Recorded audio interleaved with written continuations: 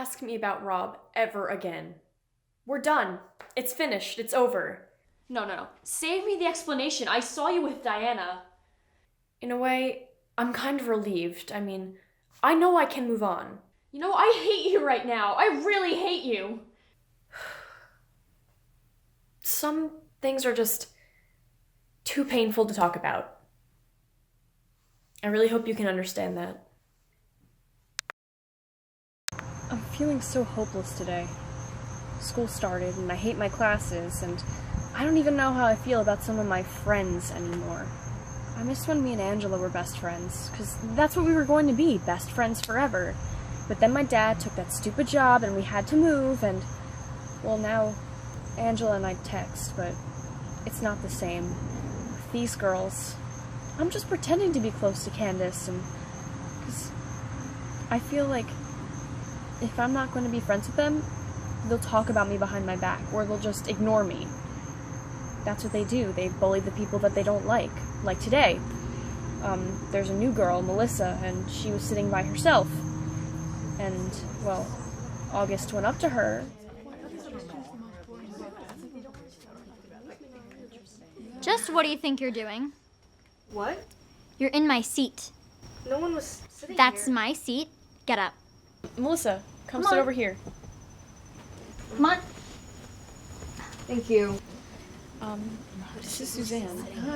Hi. She's like Callahan's chemistry class because I don't know. It's like always our school class together. Yeah. I don't. He's a What? good teacher. Just letting you know, you're this close. And now I'm not sure if I'm gonna get punished for helping Melissa. So I wish school was different.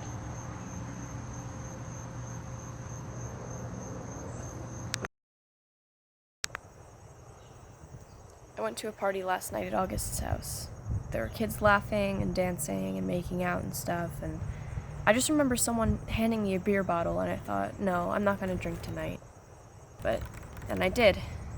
And then I drank a lot more, and I started feeling funny and dizzy, and then I just felt sick. I ran to the bathroom and threw up, and I was shaking, and I just wanted to go home because I was so scared. But then August came into the bathroom, and she forced me to take a pill. She said that if I didn't take it, she would ruin my social life forever, and I'd lose all my friends, and I really did not want that to happen, so I pretended to take the pill, and then when she was gone, I got rid of it. Called my mom and told her to come get me. She was so mad at me. I told her I had a stomach ache, but it was really obvious she didn't believe me. She yelled at me, like, for an hour before I got to go to sleep again. It was just an awful night.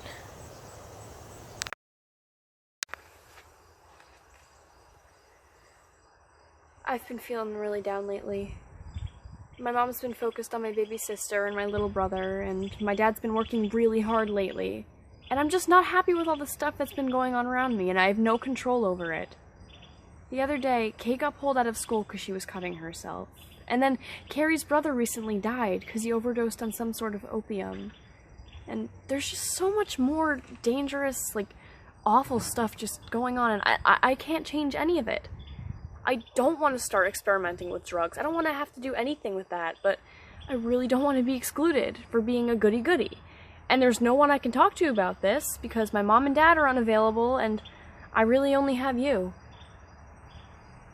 Maybe I can talk to my Aunt Belinda about it. I'll ask my parents if I can go to her during the summer. Mom and Dad said that if I made the high honor roll this year in school, I could go to Minnesota and visit Aunt Belinda this summer. I'm totally gonna do it. I did it. I made the high honor roll. And doing all that work kept me from thinking about all the things that were bothering me. I can't wait to go to Minnesota. Here I am back in Minnesota, and I can hardly believe it. I've got a feather bed to sleep on, there's a new calf in the barn for me to visit, and I get coffee with my breakfast every morning. And later, I'm going to lunch with all of Aunt Belinda's friends. Well, after that, Aunt Belinda wants me to meet her one friend who recently told everyone that she was a medium. I think she wants to take me to a seance. I know my mom and dad would think it was crazy, so would our preacher, but if I could maybe get some answers from beyond, just to let me know that everything was going to be okay, I think that'd be amazing. We just got back from the medium and oh my gosh, it was unbelievable. We all sat around a table in a circle, holding hands, and the lights were out and there were candles lit, and Ruthie had her eyes closed, and then she opened them and said that she felt a presence, and she said, "Yes, it's your great-grandmother Tilly." And oh my gosh, my heart was pounding so fast. She turned to me and said, "You are my beloved great-grandchild. Remember to always be true to yourself and come back to yourself again and again." It was amazing. But then Aunt Belinda said, "Well, how can we be sure that that was Great-Grandma Tilly talking?" And she said, "Go to the attic. There's an old picture of me sitting on a tractor." It was incredible. I've got the picture. It was exactly where she said it would be. I'm gonna copy it and get it made small and put it into my locket. I can't believe this. I have to show this to my mom. Oh my gosh, this is gonna be the start of a bunch of new conversations for us. I showed my mom the picture of Great-Grandma Tilly on the tractor, and she turned away from me and started crying. I hugged her and I asked her what was wrong, and she said that she loved Great-Grandma so much, but she had to leave. I didn't know what that meant, so I asked her, and she told me about how when she was younger, she wanted to go off to college and become a doctor, but her mom passed away, and then her dad started drinking really heavily, and he would spend all the money on beer and liquor, and then he'd hit her. And so she had to get out of there. So as soon as she finished up with high school, she left because Aunt Belinda couldn't take her and she was already out of the house and she was 14 years older than my mom. Well, then my mom met my dad and they married. She married at 19, which is pretty young, but she really loved my dad. And then they had me. And she said that her family became her whole life. We hugged some more and I think I really understand my mom now. I'm sure even Aunt Belinda has secrets that she's keeping. She could have told Ruthie about that picture and put it there so that I would see it. But I don't really care.